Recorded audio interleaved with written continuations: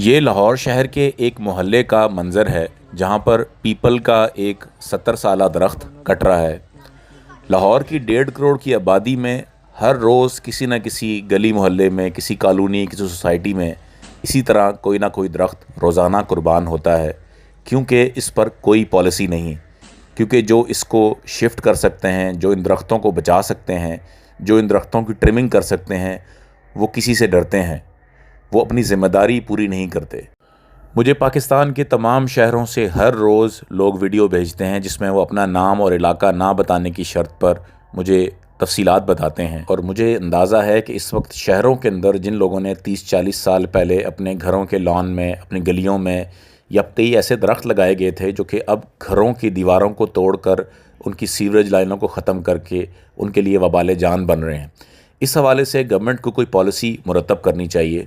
मैं इस सिलसिले में एक साहब से मिलने के लिए गया। मैंने उनसे अर्ज़ की कि इन दरख्तों का क्या किया जाए, और लोग हमें मैसेजेस से कॉल करते हैं तो उनका क्या हल है।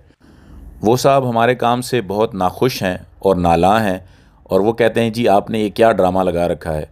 उनका ये मौक़िफ़ है कि जी दरख्त बचाना या दरख्तों को शिफ्ट करना किसी अथॉरिटी का काम नहीं है और इसके लिए कोई फंडिंग नहीं रखी जाती।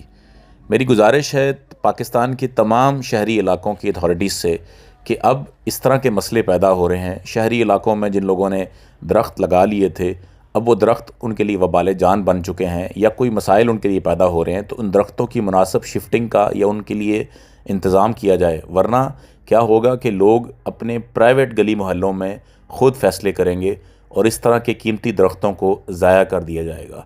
Save the trees.